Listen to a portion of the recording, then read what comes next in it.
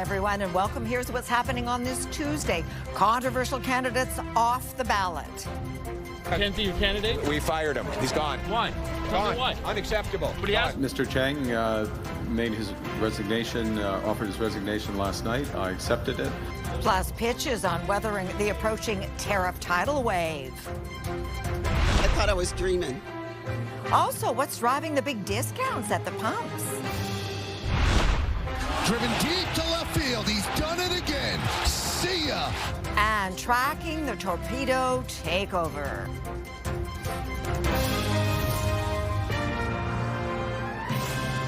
CTV National News with Sandy Ronaldo. We begin with a tale of two discredited candidates, Liberal Paul Chang and Conservative Mark McKenzie, both now out of the federal election race as their leaders field questions about these controversial candidates. Judy Trin with the story CTV broke. Judy. Sandy, this is about two problematic candidates forced out of the race and the contrasting approach by their two leaders. We fired him. He's gone. Why? He's gone. Why? Unacceptable. But he Gone. asked for public hanging on the Prime Minister. Gone. The Conservatives dropped Windsor candidate Mark McKenzie an hour after being confronted by CTV News about this audio tape of inflammatory remarks he made in a 2022 podcast. But I'm also in favor of public hangings, so I think they need to bring that back. But again, like a Paul Bernardo, you know what I mean? Just kill that guy. Why are my tax dollars going to keep that guy alive? Charles Manson, like people like that, Jeffrey Dahmer. You know what I'm saying? Like, if you're 100% certain, Epstein's, and this is what I'm saying, Justin Trudeau. McKenzie, a city councillor and former radio personality, says the Conservatives knew about the comments during the nomination process. He says he didn't get a chance to defend himself. I heard that the party was aware of it, and I said, I'll send you every podcast that we recorded. And they just said, nope, you're not the candidate anymore. That's in contrast to how the Liberals dealt with Paul Chang, who, in an interview in January with Ming Pao News, told people to collect a bounty by turning over a Conservative rival and democracy activist to the Chinese government. Mark Carney initially stood by his candidate. He will continue with his candidacy. Carney faced a flood of pressure. 40 democracy groups from across the globe called for him to remove Chang. There is also a demand for the RCMP to investigate whether Chang violated Canada's foreign interference law, a law that the previous Liberal government drafted. Minutes before midnight, Chang quit, stating that as the Prime Minister and Team Canada stand up to Donald Trump, he didn't want to be a distraction. Hours later, Carney deflected a question about why he waited for Chang's resignation instead of acting. Mr. Chang made his resignation, offered his resignation last night. I accepted it. As I said yesterday, his comments were deeply troubling and regrettable. We will move on with looking for a new candidate. With the next round of Donald Trump's tariffs coming tomorrow, April 2nd, expect the focus to revert back to fighting the trade war. But this issue of foreign interference could return in the short election race. Sandy. All right, thanks, Judy. And this afternoon, the Conservatives dropped a second candidate. Stéphane Marquis says he is no longer running in the Montreal riding because of his social media posts. Marquis wrote on X, quote, to expect ostracization, and this appears to be the way of Canadian politics. Marquis' recent posts include right-wing conspiracy theories and unfounded claims about political leaders. CTV's chief political correspondent Vashi Kapelas is standing by. Okay, Vashi, let's talk about the vetting process and how the Conservatives and Liberals are handling these controversial candidates. Yeah, maybe the better question, Sandy, is what vetting process? I understand that things move quickly, and certainly that appears to be the case in with these three individuals. But it is hard not to kind of take your eyes away from the fact that 24 hours ago, we sat together talking about, Mark Carney, for example, standing by Paul Chang. In 24 hours later, we are 3 candidates down, 2 for the Conservatives and 1 for the Liberals. I think as far as the differences in how they're handled, I mean, first of all, the substance of what was said and done is different for each. But in the case of Paul Chang, for example, it was close to midnight when he announced he would resign. Mark Carney, like I said, had accepted his apology. He posted 2 apologies to social media, was standing by him in the interim, and certainly that appeared to be the case yesterday. So it was a far longer process. Today with the Conservatives, it was this candidate out in Windsor. I had received last night some audio of a podcast that he had done back in 2022, and when the comments surfaced about him being in favor, he says joking, but in favor of public hangings and the death penalty, and he included in a group Justin Trudeau of people he says should be subject to that, along with, for example, Paul Bernardo. Within an hour of sending that out this morning to the Conservatives for response, they decided to remove him. They said that was unacceptable and remove him as a candidate. I will just point out a quick caveat that he says he did tell the party about this prior to becoming a candidate for them. We reached out to the party to find out, hey, did you know about this before? And they have not yet responded to us. Interesting. Vashi, this cannot be good for either Carney or Poilievre. So what impact will this have on their respective campaigns? And we should keep in mind, we have the most recent Nanos poll that shows the Liberals with an 8-point lead. So your thoughts on that? Yeah, it's hard to measure the exact impact. All I can say for sure, and those polls certainly do tell a very specific story, is that anytime you're not talking about what you want to be talking about the policy that you're pitching, for example, or about other things going on in the world, like this so-called Liberation Day tomorrow, and what your response would be to that. Any day that that's not the case and you have to talk about a problem within your own party is not the best day for your party. So I think there is an impact. It's difficult to measure in the aggregate what it is, but it's certainly not nothing, Sandy. Okay. Well, all of this happening under the shadow, you said, of Liberation Day. So, Vashi, thank you for this. We're going to move on, and we're going to talk about what the pitches the leaders were making today. And Mark Carney specifically spoke with the president of Mexico today about those tariffs that are coming into effect tomorrow, the two agreeing to build on a strong relationship. Everyone, all the leaders preparing for economic pain as U.S. President Donald Trump gears up for the most aggressive tariffs, we're talking reciprocal tariffs, to be announced tomorrow afternoon. Now, we're told that's around 4 p.m. Eastern Time. CTV's senior political correspondent Mike LeCouture now with what the politicians are saying. I will reject all attempts to weaken Canada. Political leaders were standing firm and trying to convince voters they are the one who can stand up to President Donald Trump.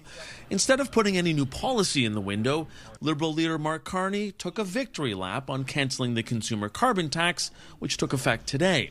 And he continued to say only a Liberal government will help the country weather the trade war.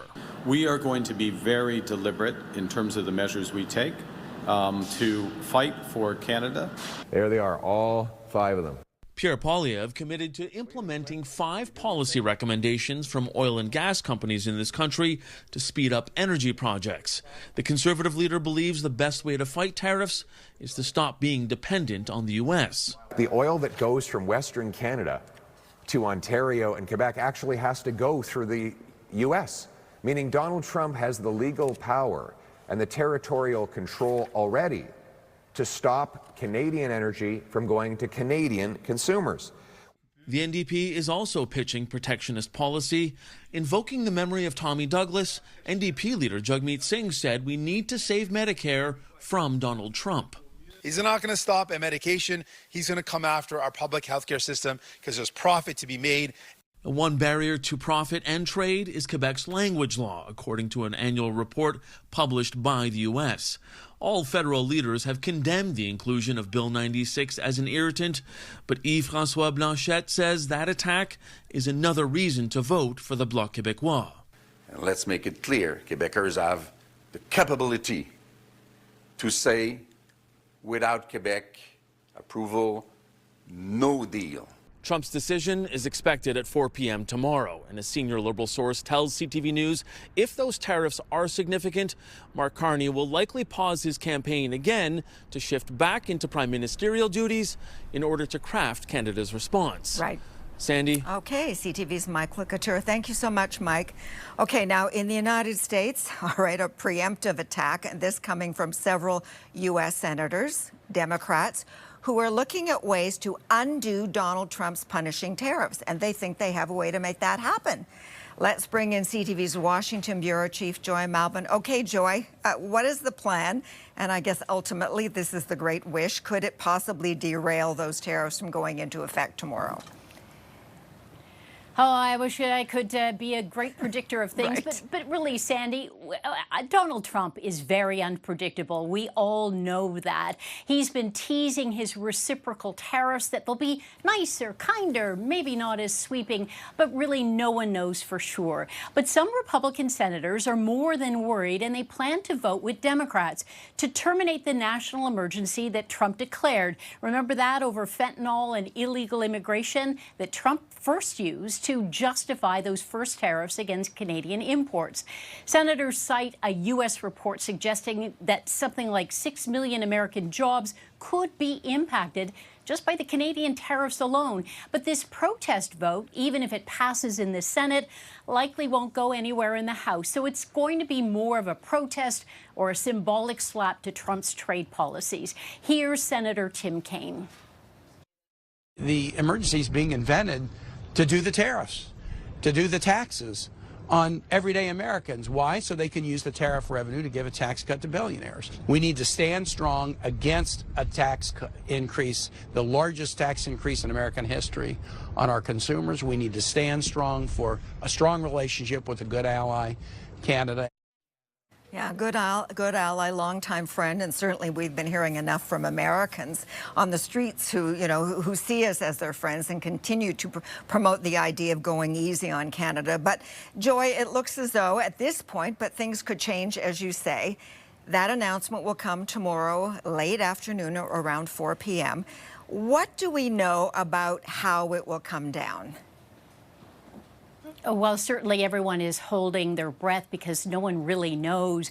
You know, Sandy, the president likes to hype up these big moments, and tomorrow is definitely going to be one of them. The announcement will take place in the Rose Garden. Liberation Day, we've heard that before, but it's going to happen after the markets close. We've all seen those jitters. The White House says that Trump is perfecting his global tariff plan with a team of advisors today behind closed doors, and these reciprocal tariffs will take effect immediately. We do know that. The president really, though, Sandy, is taking a huge economic gamble that his tariffs will bring back jobs and manufacturing to America when many economists say that would take decades, if at all. Here's what the White House press secretary had to say today. The president has been looking at the very unfair trade practices of the past. Certainly, the president is always up to take a phone call, always up for a good negotiation, but he is very much focused on fixing the wrongs of the past and ensuring that American workers have a fair shake. Whatever the president's strategy, Sandy, Europe and Canada have both vowed to retaliate. Sandy? Thank you, Joy. And Joy is correct. The European Union bracing for Donald Trump's tariff announcement tomorrow, saying it would prefer to negotiate, but will retaliate if needed. Europe has not started this confrontation. We do not necessarily want to retaliate. But if it is necessary, we have a strong plan to retaliate, and we will use it.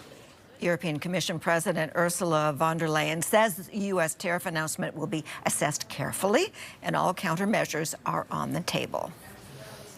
Now, as for the other issues on the election campaign today, the NDP is pushing back on what it calls American-style health care.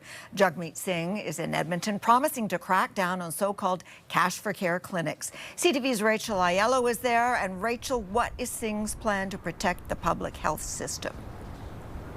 Sandy, campaigning in Danielle Smith territory, today NDP leader Jagmeet Singh called Alberta ground zero for the privatization of Canadian healthcare and vowed if he was Prime Minister, he'd put an end to it.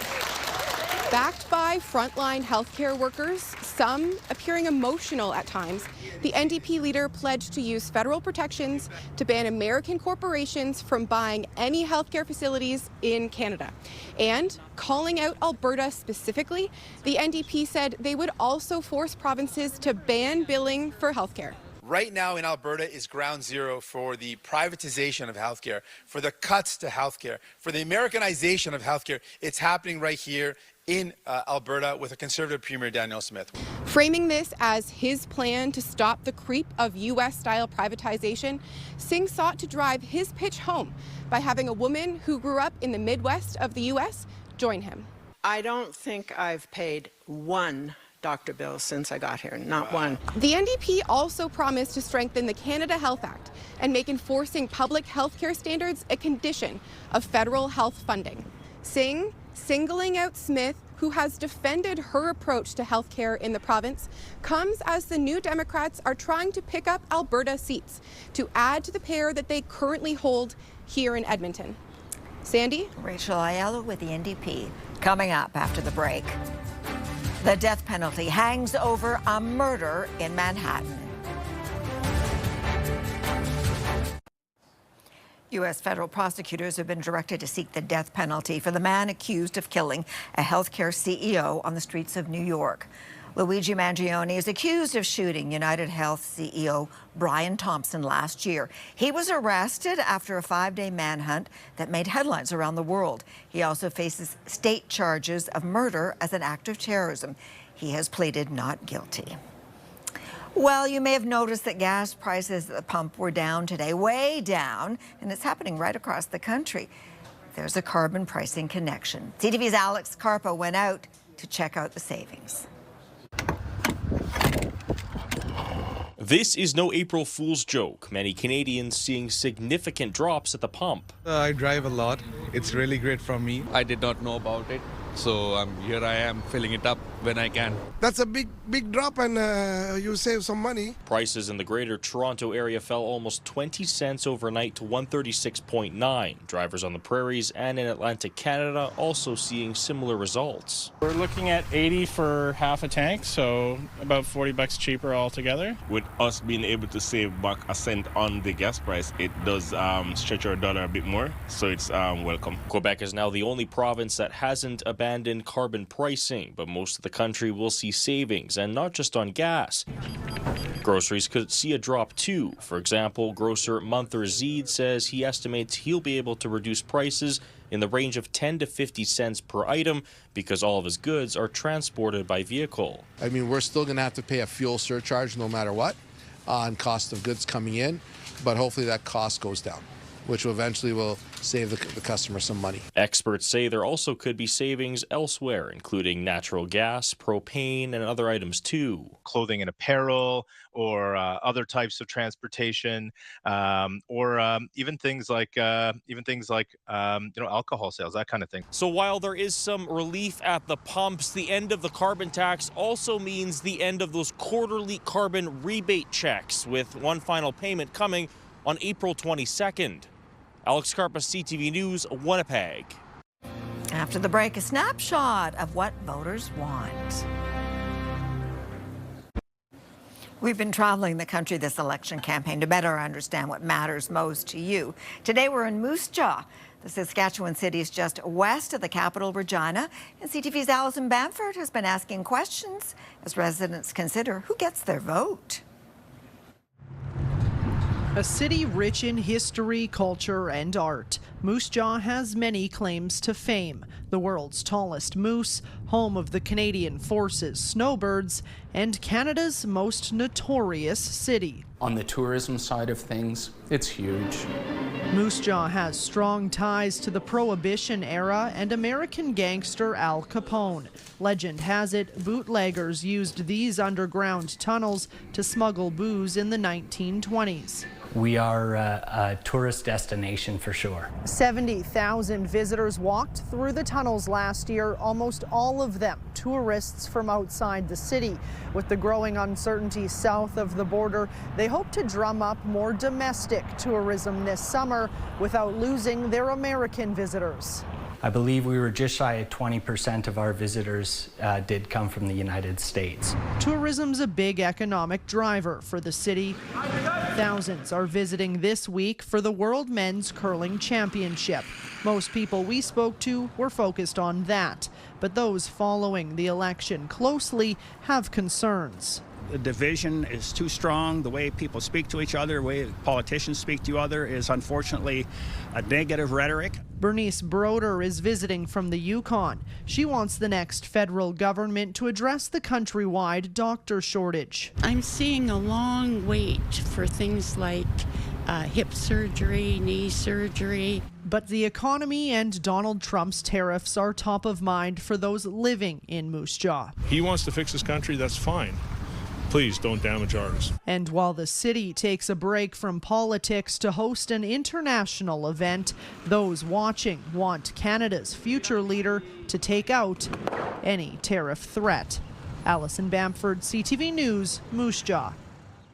Still ahead, game-changing trend, why one Quebec company is swinging for the fences.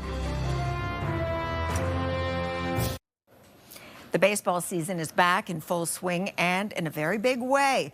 The newly designed torpedo bats are all the talk at stadiums across the continent for knocking balls out of the park. CTV's John Valley-Rao talked to a Quebec company about their version. At Quebec City-based B45, they've been making baseball bats for more than 20 years. And last spring started experimenting with a new design they'd seen called the torpedo that initially got a tepid response. The torpedoes themselves, we've been aware of them for around a year.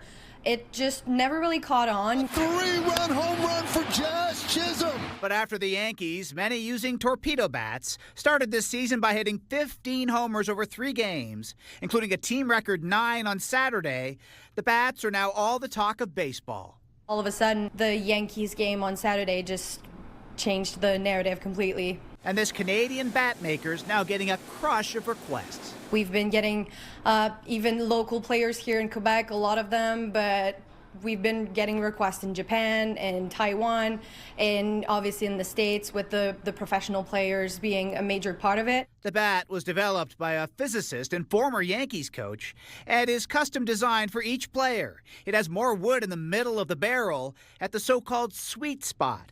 In addition to the Yankees, they're being used by players on the Rays, Blue Jays, Twins, and others. Exactly the benefits or the advantages it has, we're kind of working through. B45 supplied Blue Jay Davis Schneider with 2 bats. He already made another order of 12 torpedo bats. As for Major League Baseball, it says the bats are legal, though some call it cheating.